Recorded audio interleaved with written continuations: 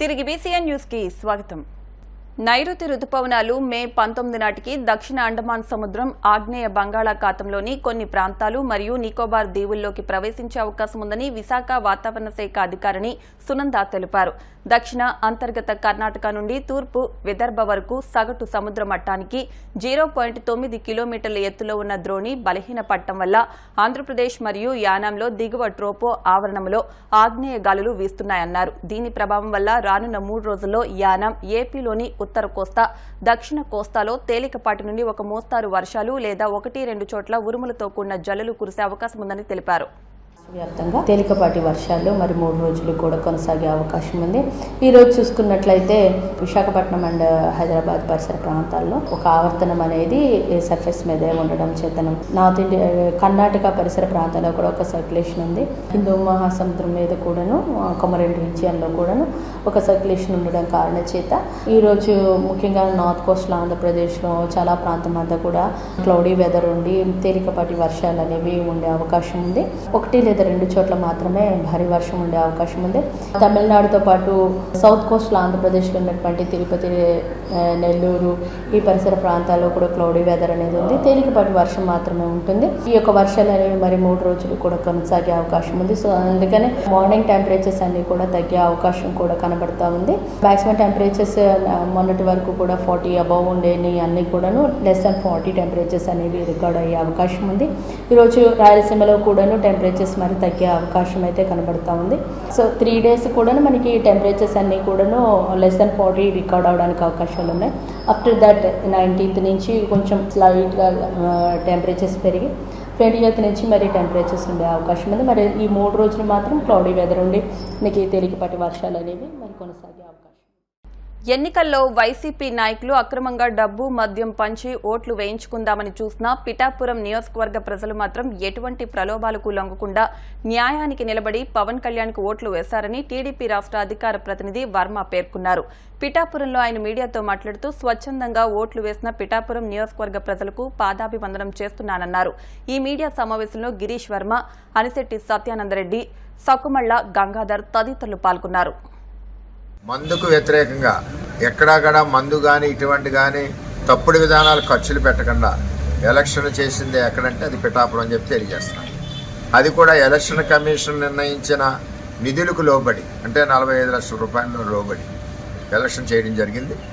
ఇది ప్రజలందరూ కూడా చాలా చక్కగా ఏదైతే మేనిఫెస్టోను గౌరవించారు తప్పితే ఉమ్మడి అభ్యర్థి నుంచి ఏమి కూడా పిఠాపురం ప్రజలు ఆశించలేదు. మన మేనిఫెస్టో రేపు చేసి విధానాలు చెప్పి రేపు ఆర్థికంగా ప్రజలు ఎలాగ నిలబెడతారో చెప్పి చంద్రబాబు నాయుడు గారు, పవన్ కళ్యాణ్ గారు రాష్ట్ర వ్యాప్తంగా ఇచ్చిన మేనిఫెస్టోని కిందకి చెప్పి ఈరోజు పిఠాపురం పవన్ కళ్యాణ్ గారి ఎలక్షన్ నా చేతుల మీదుగా మేము ముందుండి నడిపించాం. కాబట్టి అందరం కలిసి జనసేన పార్టీ అవనండి, బీజేపీ పార్టీ అవనండి, ప్రలోభాలు పెట్టకుండా ఒక్క చుక్క మద్యం ఇవ్వకుండా ప్రభుత్వం నిర్ణయించిన విధానంలోనే పిఠాపురం ఎలక్షన్ జరిగిందని చెప్పి ఈరోజు రాష్ట్ర ప్రజలందరికీ కూడా తెలియజేస్తా ఉన్నాం. పవన్ కళ్యాణ్ గారికి ఈ రాష్ట్రంలోనే అందరికంటే ఎక్కువగా భారీ మెజార్టీతో నెంబర్ 1 స్థానంలో ఉండే విధంగా పనిచేసాం. అందరం కూడా తెలుగుదేశం పార్టీ 100కి 100 ఓట్లు కూడా జనసేన పార్టీకి ట్రాన్స్ఫర్ అయ్యాయి. దాంతోపాటుగా జన సైనికులు, బీజేపీ వాళ్ళు కూడా కలిసికట్టుగా ఓటు చీలకుండా పనిచేయడం వల్ల భారీ మెజార్టీ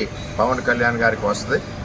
మరి ఈరోజు రాష్ట్రంలోనే అగ్రస్థానాన్ని నిలబెట్టడానికి కారకులైన ప్రజలందరికీ కూడా పేరు పేరున నా నమస్కారం. పిఠాపురం వైఎస్ఆర్సీపీ నాయకురాలు వంగా గీత అవనండి, అక్కడ ఇన్ఛార్జెస్ మిథున్ రెడ్డి, పద్మనాభం గారు, ఇంకా పెద్దలందరూ ఉన్నారు.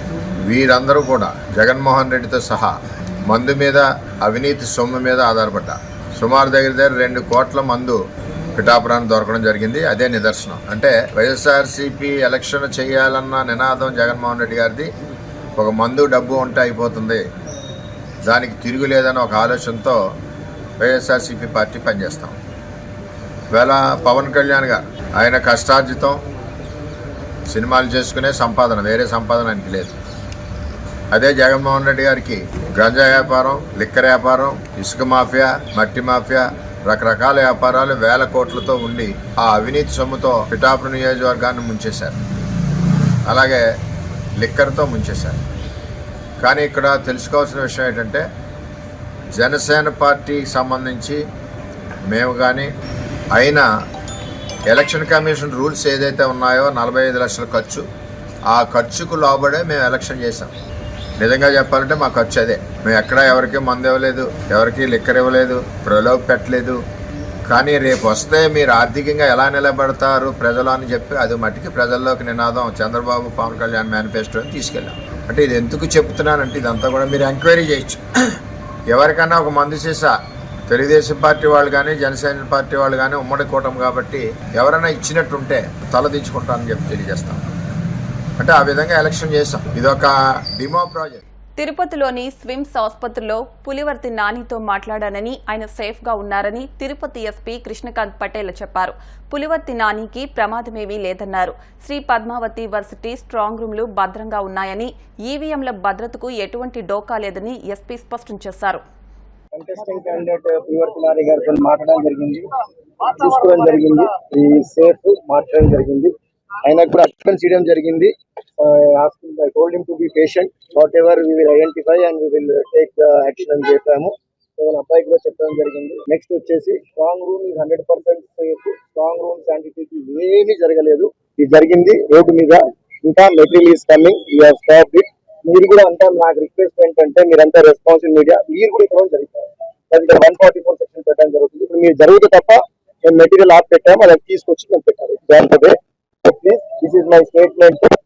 100% candidate is safe. I have spoken to him. I have given assurance.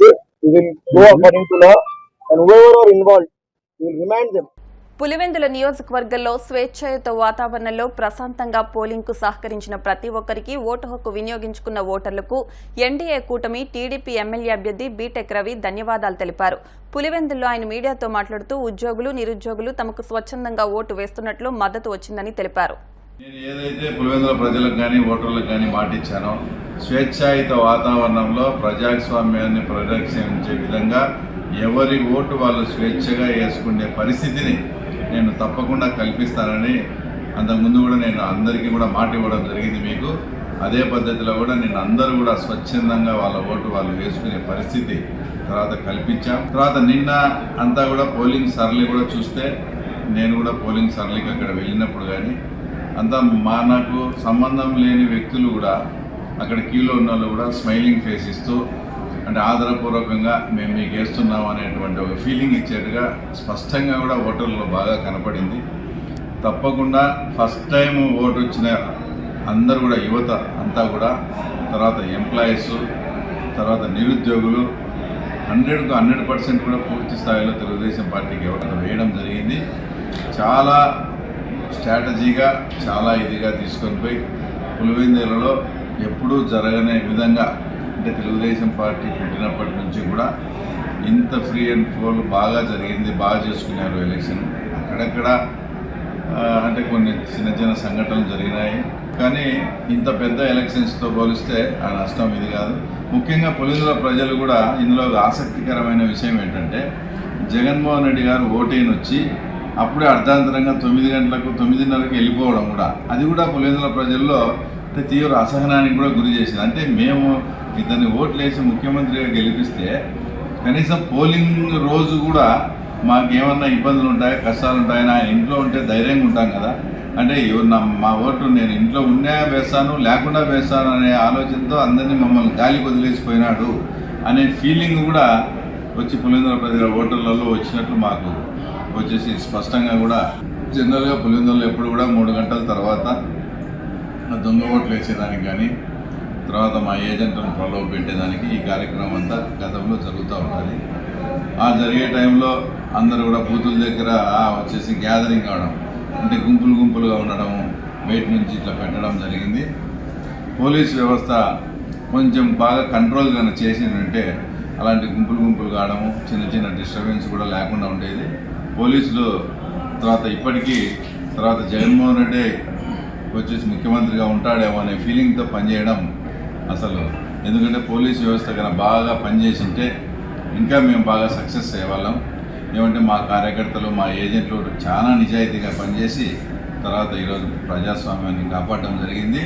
Police వ్యవస్థ గన నిస్వార్థంగా గన పనిచేసి ఉన్నట్టే మమ్మల్ని చాలా, అంటే మా ఏజెంట్లను కానీ వాళ్ళను ప్రలోభ పెడతా అంటే చూస్తూ కూడా గమనం ఉండడం, వాళ్ళు గుంపులు అవుతా అంటే కూడా ఏం యాక్షన్ తీసుకోకుండా ఉండడం అనేది మేము దీన్ని తీవ్రంగా కూడా పరిగణిస్తూ ఉన్నాం.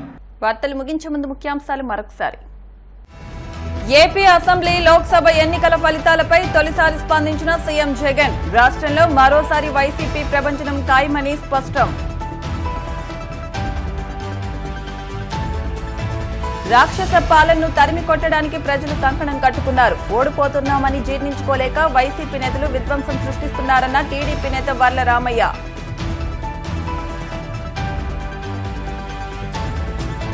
ఎన్నికల కమిషన్ పక్షపాత ధోరణితో వ్యవహరించింది. ఈసీపై విమర్శలు గుప్పించిన వైసీపీ ప్రధాన కార్యదర్శి సజ్జల రామకృష్ణారెడ్డి.